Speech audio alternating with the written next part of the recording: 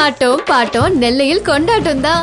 பின்ன போத்தீஸ் 25வது வருட வெள்ளி விழாவை கொண்டாடுறாங்கல்ல.